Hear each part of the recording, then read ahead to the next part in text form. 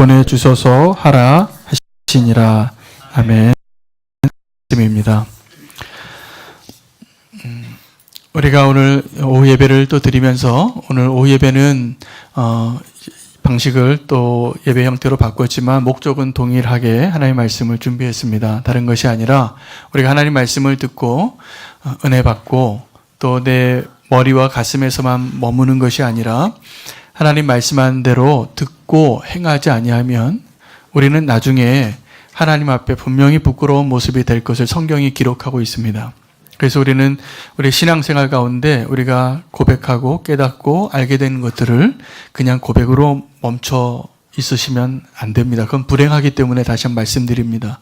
우리가 깨닫는 것을 어떻게 결단할까에 대해서 한 번 더 구체적으로 더 적극적으로 고백하며 오늘 이 예배 가운데 하나님의 음성 들으시기를 다시 한번 부탁드립니다. 오늘 말씀에 의하면 두 가지 사건이 나오고 또 무리들을 불쌍히 여기시면서 예수님이 제자들에게 가르치시는 가르침이 이렇게 나오는 본문입니다. 첫 번째 본문은 다른 것이 아니라 두 맹인이 지나가는 예수님에게 부르짖습니다. 보이지도 않는데 예수님의 이름을 부르는 거죠. 그리고 뭐라고 얘기했냐면 예수여, 다윗의 자손 예수여, 우리를 불쌍히 여겨주소서라고 부르짖었습니다. 그래서 그들이 나온 받고 눈을 뜨게 됐습니다. 그리고 두 번째 사건은 귀머거리들을 이제 귀신 들려서 귀머거리 되어 있는 자들을 고치셨습니다. 이 두 가지 고친 치유의 사건이죠.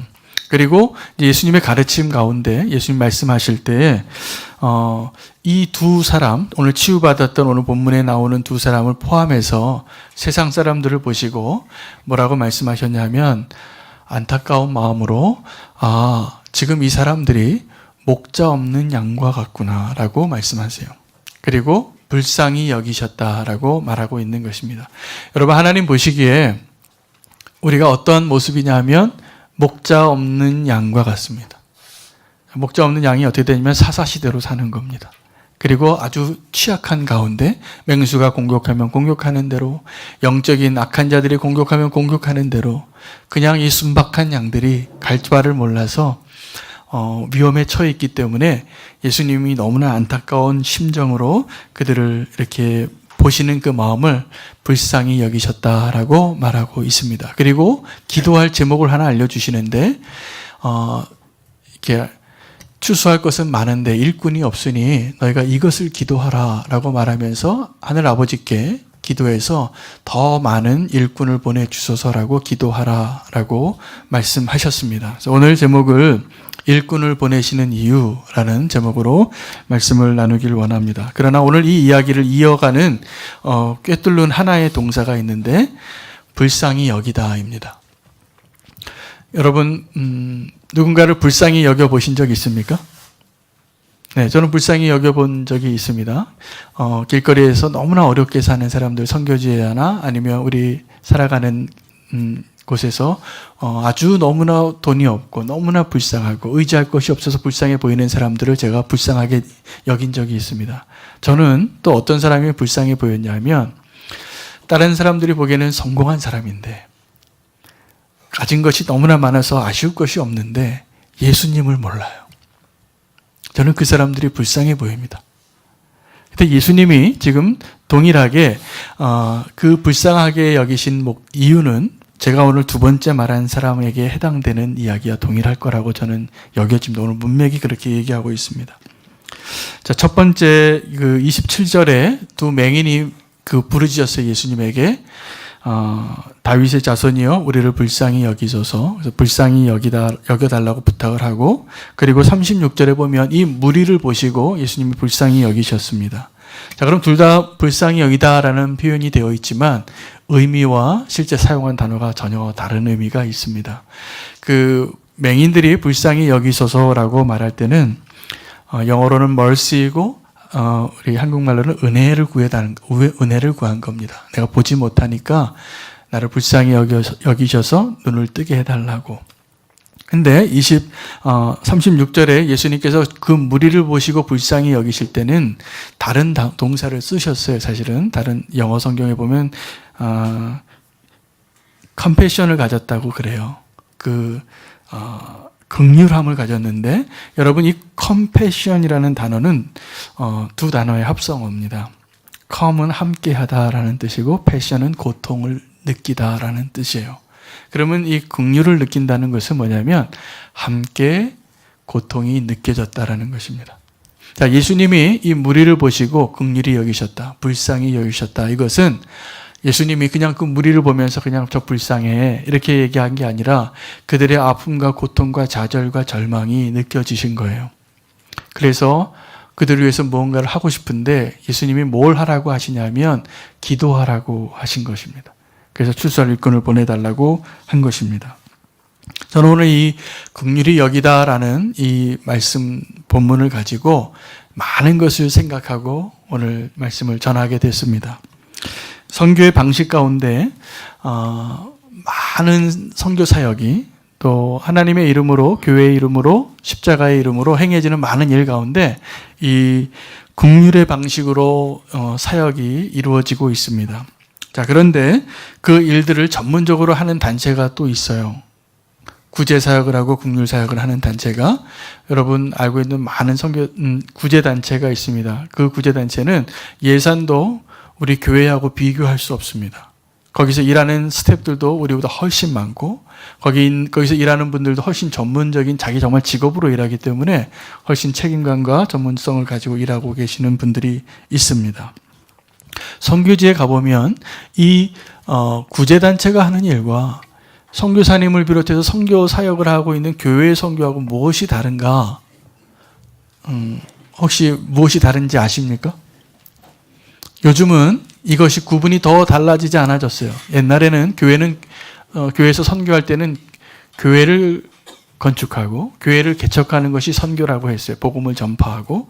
그런데 그것만으로 복음이 잘 전파되지 않고 여건이 안 되니까 총체적인 선교를 하기 시작했습니다. 그래서 복음만 전하는 것이 아니라 그들에게 집도 지어주고 오물도 파주고 그다음에 밭도 기경하게 해주고 그들의 삶을 이렇게 총체적으로 빵과 함께 복음을 전하는 방식으로 바뀌어가고 있습니다. 이게 현재 요즘 일어나고 있는 선교의 방식의 변화예요.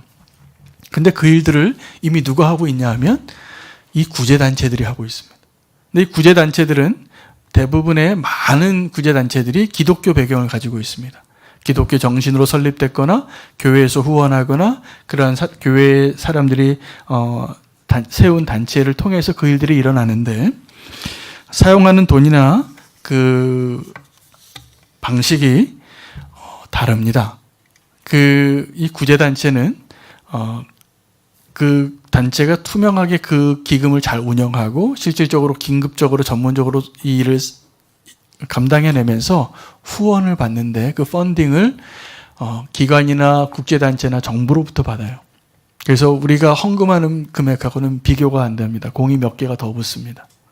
그래서 아주 큰 규모로 일을 하게 되는데 차이가 있다면 그 구제단체에서는 복음을 전할 수가 없습니다. 만약에 유명한 그 구제단체가 그런 전문 구호단체가 그 구호단체를 섬기는 스텝이 그리스도인이라고 해서 그거 막 빵 나눠주다가 예수 믿으라고 성경책 나눠주면 후원이 끊깁니다. 그리고 그 사역이 중단되게 되어 있습니다. 그게 NGO예요. 그게 이제 이런 구호단체의 특성입니다. 그래서 그들은 귀한 일을 하여 사실은 그들의 필요를 채우고 놀랍게 일을 하고 있는데 요즘은 선교사님들도 이런 일들을 하게 되는 겁니다. 그래서 더 많은 돈을 요구하고 필요가 있고 그렇게 하게 되는데 차이가 있다면 복음을 전할 수 있느냐에 달려 있습니다. 복음을 전할 수 있느냐. 그래서 목적이 다르고 현지에서 일어나는 것은 동일하지만 우리가 그러면 교회는 왜 이렇게 다르게 하고 무엇이 다른가 그것을 좀 말씀드리고 싶습니다. 불쌍히 여겨서 그 일을 돕는데 여러분 교회는 이런 확신이 있는 겁니다. 여러분도 그런 확신이 있는지 한번 묻고 싶어요. 그들이 가난하고 집이 없고 먹을 것이 없고 학교가 없는데 그들에게 정말 필요한 것이 우리는 예수 그리스도라고 믿는 사람들이에요. 자, 그들에게 필요한 것이 빵이라고 생각하는 사람이 있고 그들에게 필요한 것이 예수 그리스도라고 믿는 사람이 있는 겁니다.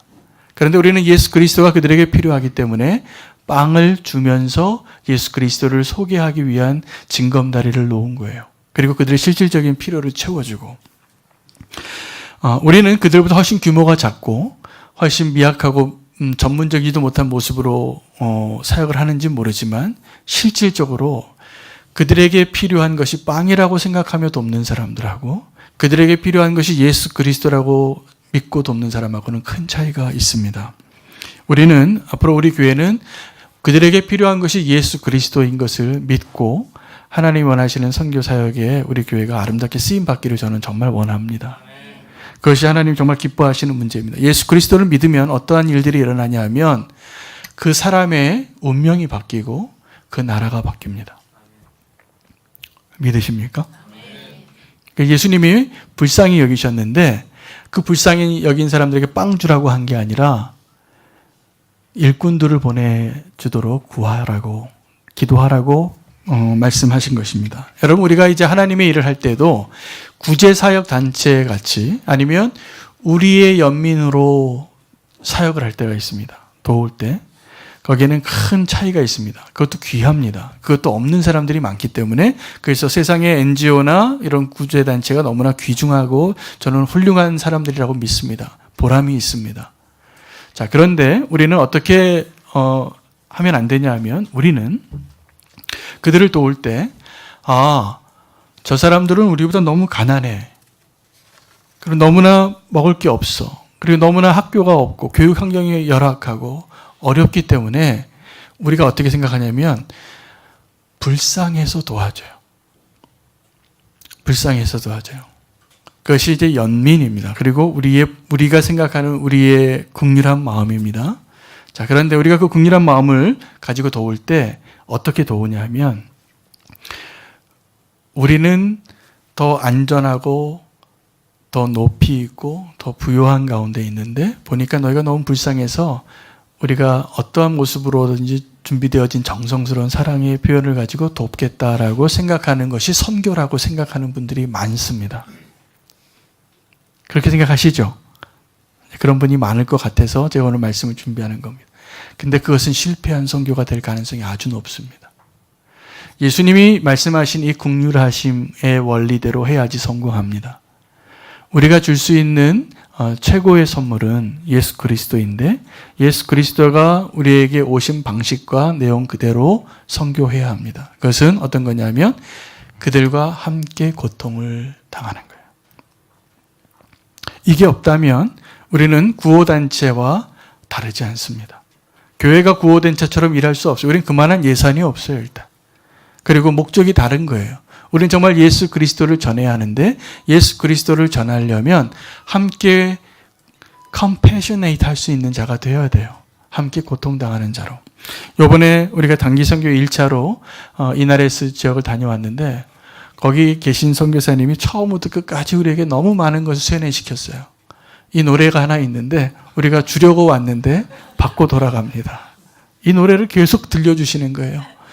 차 이동할 때마다 핸드폰에서 들어가지고 이 노래 계속 세뇌시킬 정도로. 그 노래 들으면서 메시지가 뭐냐면 이 얘기예요. 그 선교사님 이야기는 여기 뭐 주려고 오지 마세요. 여기서 예수님을 만나고 가세요. 이거였어요. 근데 저는 솔직히 우리 선교팀이 다 그걸 느끼고 왔어요.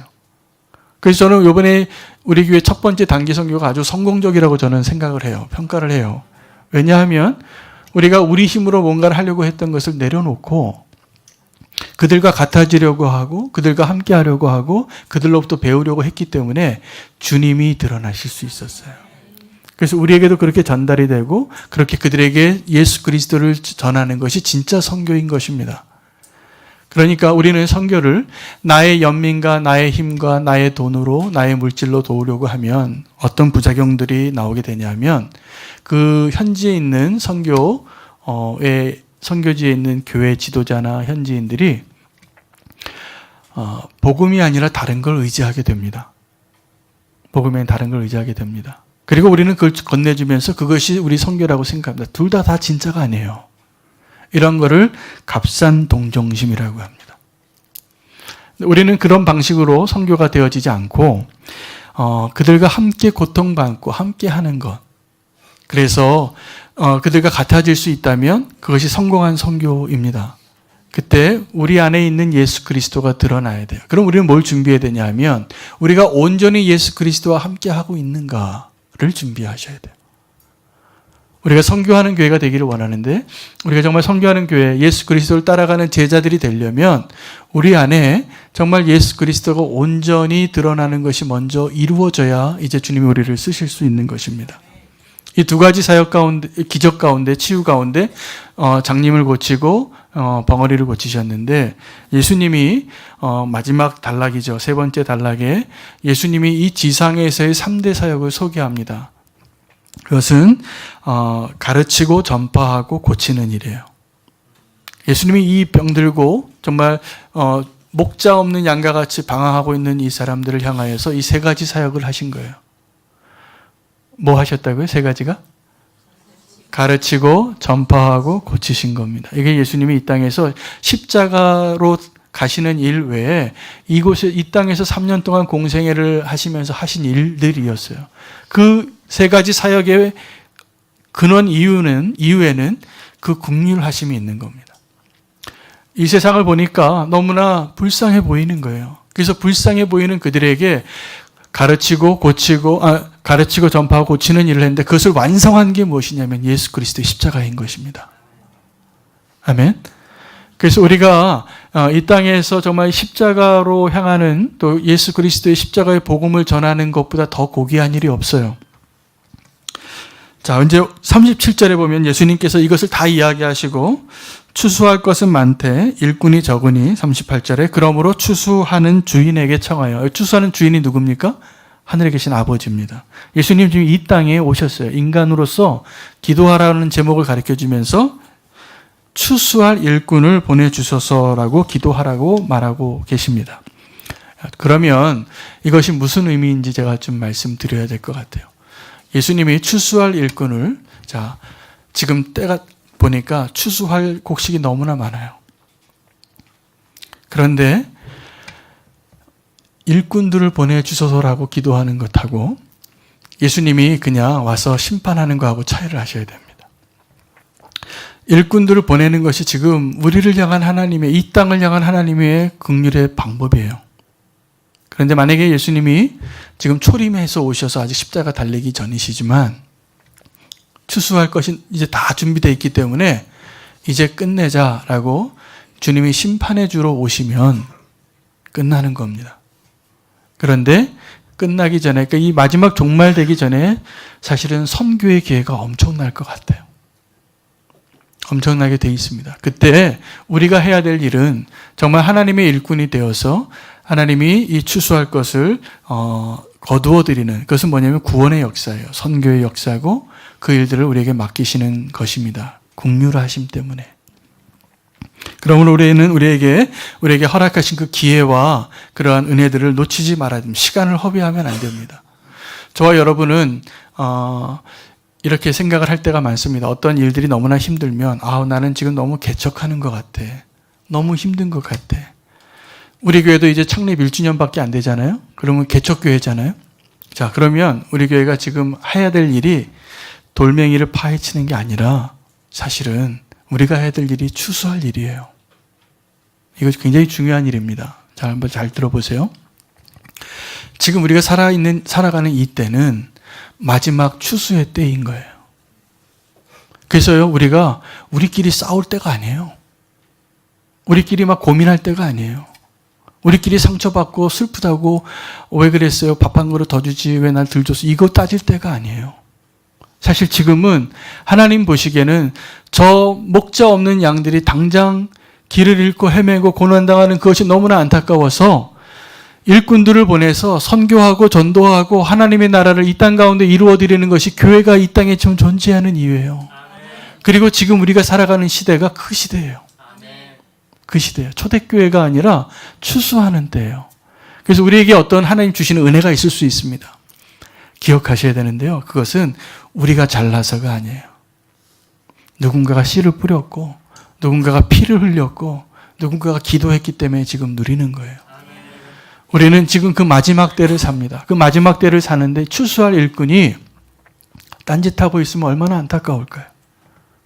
저는 하나님이 교회를 축복하셔서 교회가 부흥하고 커지고 이렇게 힘이 있을 때 그것이 잘못 사용되어지고 잘못된 방향으로 가는 걸 너무나 안타까워해요. 솔직히 말하면. 하나님 우리에게 주신 기회들, 모든 자원들, 모든 사람들, 모든 여건들 무엇을 위해서냐 하면 저 죽어가는 영혼들이 너무나 불쌍해서 하나님이 추수하기 위해서 우리를 보내신 거예요.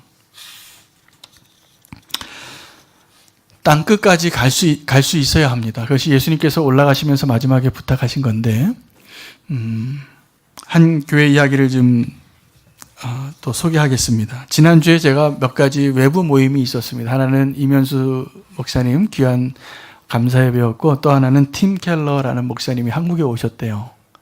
여러분 아시는지 모르겠지만 지금 미국에서 제일 존경받는 그리고 가장 성공적인 목회를 하시는 분이세요. 팀 켈러 목사님 뉴욕의 리디머 교회 담임 목사님이신데 이분이 은퇴하시고 어떤 목회를 하셨냐면 이분은 뉴욕에서 미국에서 제일 비싼 동네입니다. 거기에서 도시에서 복음을 가지고 교회를 567개인가를 개척을 했어요. 그리고 놀라운 부흥을 일으켰어요. 그래서 이분에 대해서 지금 연구 대상이에요. 어떻게 이런 일들이 요즘 이 포스트 모더니즘 사회에 일어날 수 있는가. 그래서 이분의 책을 많이 읽었었는데 제가 이분이 오신다 그러길래 하루 가서 들었습니다. 그래서 들었는데 굉장히 유익한 시간이 됐어요. 그분이 책보다 설교를 더 잘하시더라고요. 그래서 그분의 말씀 가운데 뭘 배웠냐 하면 믿음으로 사는 사람이 자기 있는 자리에서 복음을 전하는 삶을 살게 될 때 복음으로 어떠한 일들이 일어나는가 또 일어나야 하는가에 대한 자기 교회 이야기를 제가 나누어 드리겠습니다. 이분이 어느 날 한 여자분이 자기 교회 새신자로 왔대요. 그래서 새신자하고 우리 새신자실에서 같이 처음 오신 분하고 대화하고 식사하듯이 이제 그분을 만나서 여자분과 대화를 하는데 자기가 왜 왔는지를 이야기하더랍니다. 근데 이 여자가 뉴욕에서 유명한 케이블 TV 회사의 조감독으로 일하는 젊은 여자였어요. 그래서 아주 하이 퀄리티고 들어가기 어려운 자리에 남들이 부러워하는 자리에서 일을 하는 그러한 직장인이었대요. 그런데 이 직장인이 들어간 지 얼마 안 돼서 큰 실수를 했어요. 큰 실수를 해서 그 방송국에서 큰 피해를 입히게 되는 일을 한 겁니다. 잘못한 거죠, 자기가. 그래서 이제 뭐 잘리는 거는 뭐 더 말할 나이도 없이 어떻게 손해배상을 해야 될까 하는 그런 상황에까지 있는데 자기 그 여자 그 직장인의 상사되는 분이 존경받는 분이었대요. 근데 이 사람이 자기 보스인데 하루는 그 사건이 일어나고 나서 그 여자분을 부르더래요. 그래서 괜찮다. 처음이라서 그렇고 내가 잘 설명을 안 해준 것 같다. 그래서 그렇게 그 여자를 안심시키고 사장을 찾아간 거예요. 그래서 사장에게 이렇게 얘기했답니다.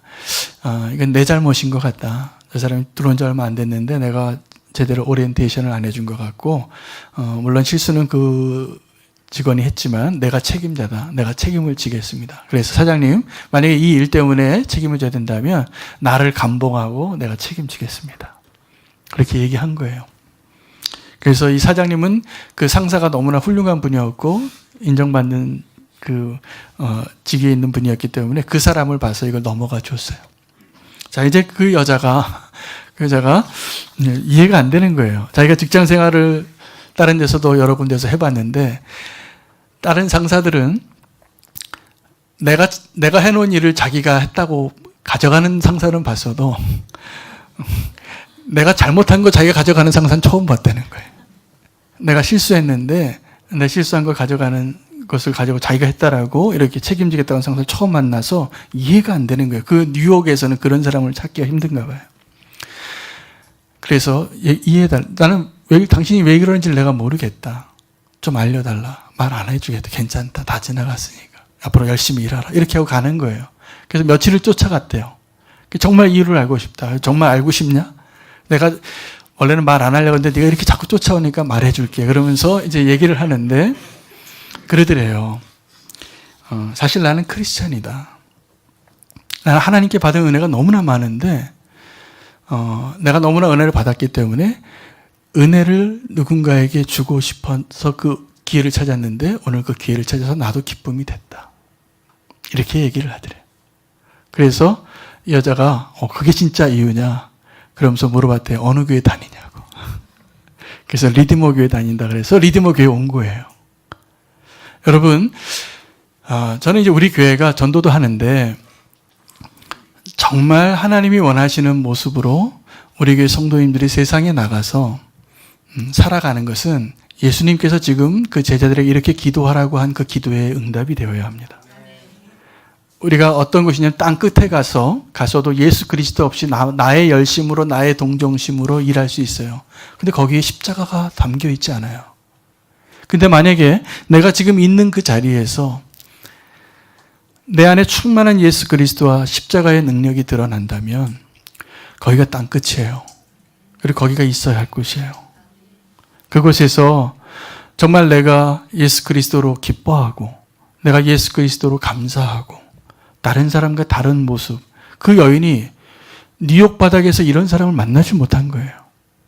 당신은 왜 그러냐? 그랬을 때 내가 사실 그리스도인이기 때문에 그래요. 이게 전도예요. 이게 전도예요. 우리 교회 모든 성도님들이 있는 그 자리에서 이렇게 살아갈 수 있도록 저는 기도합니다. 그리고 이것이 예수님이 말씀하신 그러므로 너는 하늘에 계신 주인에게 명하여 부탁하여 간구하여 더 많은 일꾼을 보내주셔서 구하라. 그것은요, 사람을 보내주라는 것이 아니라 우리의 삶이 정말 예수 그리스도로 바뀌는 것을 의미해요. 여러분 만약에 있는 곳에 그것이 어떤 곳인지 모르지만 나를 드러내는 것이 아니라 예수 그리스도를 드러낼 수 있는 목적으로 살아낼 수 있다면 아주 훌륭한 선교사이십니다. 저는 우리 교회가 선교하는 교회가 되고 싶은데 이제 선교위원회에서 후원할 선교사님도 우리가 기도하면서 정했습니다. 다음 주쯤에 발표도 해드리려고 그래요. 그런데 이 선교사님들을 우리가 후원하고 선교사를 파송하는 것보다 하나님 정말 원하시는 게 뭐냐면 우리가 선교적인 삶을 사는 거예요. 아멘. 그러면 하나님께서 우리를 통해서 하나님의 나라가 이루어집니다. 저는 우리 교회가 예수님과 동행하는 선교적인 교회가 되고 싶어요. 되는 걸 보고 싶고 그것이 기도 제목입니다. 그런데 그것을요 이루는 더 빠른 길이 뭐냐면 내가 있는 자리에서 온전한 예수 그리스도의 증인으로 예수님만 드러내는 증인으로 살아내면 우리가 일꾼이에요. 그래서 우리를 통해서 추수가 일어나요. 그리고 그 추수가 일어나면 그것이 작은 것 같지만 그 변화가 점점 퍼져서 땅끝까지 이르게 되는 것입니다. 어쩌면 땅끝까지 가는 사람도 필요한데 그 땅끝까지 가서 예수 그리스도가 없는 나의 복음을 전하는 것보다는 오늘 있는 그 자리에서 온전한 예수 그리스도의 복음으로 사는 모습으로 살아내는 것이 아마 땅끝까지 가는 더 빠른 길일 것입니다. 오늘 주님께서 우리에게 그 긍휼함에 대해서 근데 그 예수 그리스도가 드러나는 것이 되어지려면 내 안에 예수 그리스도로 그들과 같아지고자 하는 그러한 변화가 필요해요. 우리가 기독교 교회 역사상 이제 크리스텐덤적인 방식으로 선교를 했어요. 어떤 방식이냐면 계속 기독교 국가들이 더 높은 곳에서 식민지도 삼고 또 구제를 하고 이런 모습으로 구제단체 같이 선교를 했는데 이게 별로 성공지옥이지 않았어요. 진짜 부흥은 어디서 일어났냐 하면 밑에서부터 일어났어요.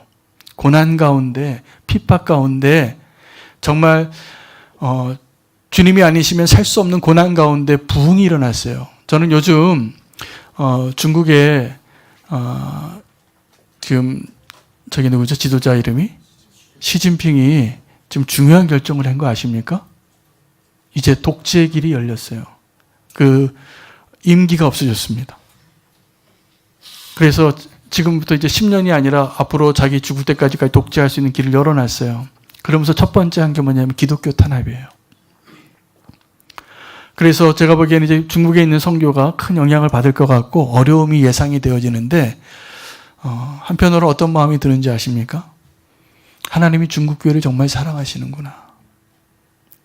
왜냐하면 제가 봤을 때 중국 교회가 지금 세속화되고 있는 게 보였거든요. 중국이 잘 살기 시작하면서 중국 선교사보다 중국 교회가 더 잘 살게 됐어요. 그래서 거기에 있는 교인들이 막 가정교회가 이제 막 밖으로 드러나고 한국 교회랑 똑같이 건물 짓고 한국에서 하는 프로그램 똑같이 배우다가 하고 미국에 있는 그런 방식으로 똑같이 프로그램을 돌리는 교회들로 바뀌어 가더라고요. 근데 중국 교회가 그렇게 성장한 원인은요, 그런 서구 문명 한국 교회의 그런 방식의 제자도가 아니라 그들의 고난이 그걸 만들었어요. 그래서 우리는 우리에게도 동일합니다.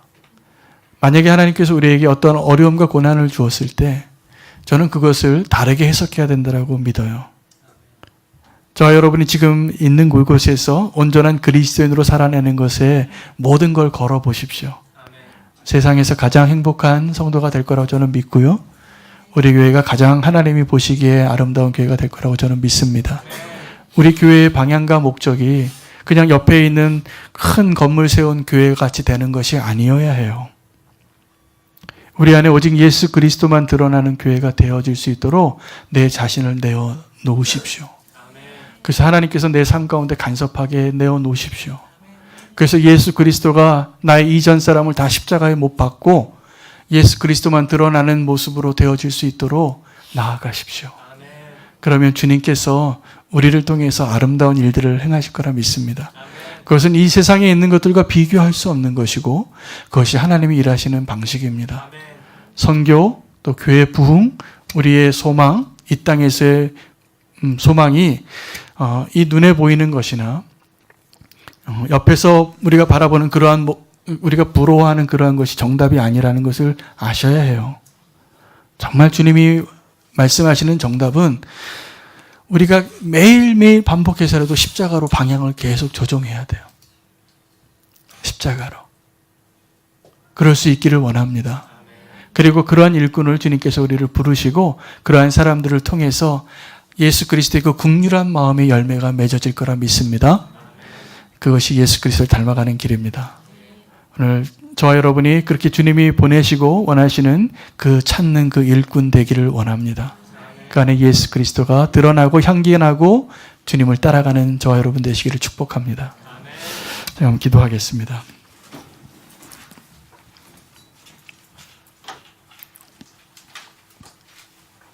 하나님, 우리의 진짜 모습을 알지 못해서 얼마나 불쌍한 존재인가 깨닫지 못하고 주님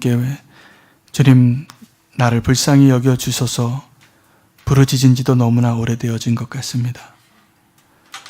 주님, 내가 얼마나 불쌍한 상황 가운데 있는지 주님께 부르짖는 두 맹인이 되기를 원합니다. 다윗의 자손이여 나를 불쌍히 여겨주소서. 우리는 그렇게 주님 앞에 부르짖고 주님은 그 불쌍한 마음으로 우리를 도우시고 구원하시고 손을 내미시는 그 손을 붙잡기를 원합니다. 하나님, 오늘 말씀 가운데 주님께서 추수할 일꾼을 찾으신다고 하셨습니다. 주님이 원하시는 그 일꾼이 되게 하여 주시고 주님이 원하시는 그러한 교회가 되게 해 주시옵소서. 정말 우리가 방향을 잘 잡기를 원합니다. 정말 우리가 잘 바라보기를 원합니다. 예수 그리스도의 십자가를 떠나지 않게 해주시고 그 복음의 능력 안에 거하게 하여 주시옵시고 이 세상을 향하여 하나님이 원하시는 모습 그대로 나의 삶 가운데 날마다 고백하며 십자가로 나아가게 하여 주시옵소서. 예수 그리스도 이름으로 기도합니다. 우리 이 시간에 함께